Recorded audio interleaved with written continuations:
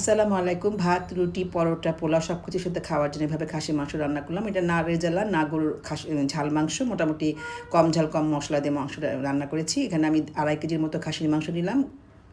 লবণ আর 2 টেবিল চামচ উঁচু করে টক দই দিয়ে অনেকক্ষণ ম্যারিনেট করে রেখে দিয়েছিলাম। তারপর পেঁয়াজ বেরেস্তা করে তুলে রাখলাম। তারপরে তার মধ্যে আরও বেশি একটু তেল দিয়ে মশলা ভালো করে কষিয়ে মাংসটা কষিয়ে রান্না করলাম। মশলার মধ্যে দিয়েছিলাম আদা, রসুন, পেঁয়াজ বাটা, জিরা বাটা, হাফ চা চামচ হলুদ গুঁড়া আর 1 টেবিল চামচ মরিচ গুঁড়া আর গরম মশলা দিয়ে ভালো করে কষিয়ে নিয়ে 80 ভাগ হয়ে যাওয়ার পর আমি ভাজা আলু দিলাম, পেঁয়াজ বেরেস্তা দিলাম, কাঁচামরিচ দিলাম আর দিয়েছি 7-8টা কাজু বাদাম বাটা।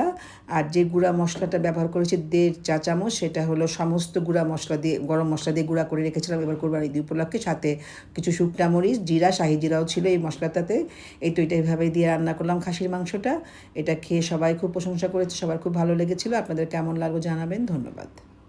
আসসালামু আলাইকুম। ভাত, রুটি, পরোটা, পোলাও সব কিছুর সাথে খাওয়ার জন্য এভাবে খাসির মাংস রান্না করলাম। এটা না রেজালা, না গরুর ঝাল মাংস। মোটামুটি কম ঝাল, কম মশলা দিয়ে মাংসটা রান্না করেছি। এখানে আমি 2.5 কেজির মতো খাসির মাংস নিলাম।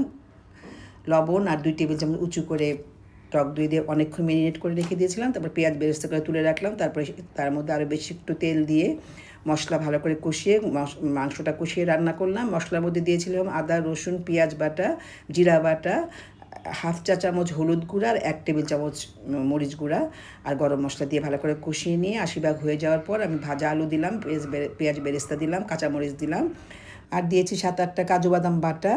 আর যে গুঁড়া মশলাটা ব্যবহার করেছি 1.5 চা চামচ, সেটা হলো সমস্ত গুঁড়া মশলা দিয়ে গরম মশলা দিয়ে গুঁড়া করে রেখেছিলাম এবার কোরবানি ঈদ উপলক্ষে। সাথে কিছু শুকনা মরিচ, জিরা, শাহি জিরাও ছিল এই মশলাটাতে। এই তো এটা এইভাবে দিয়ে রান্না করলাম খাসির মাংসটা। এটা খেয়ে সবাই খুব প্রশংসা করেছে, সবার খুব ভালো লেগেছিল। আপনাদের কেমন লাগলো জানাবেন। ধন্যবাদ।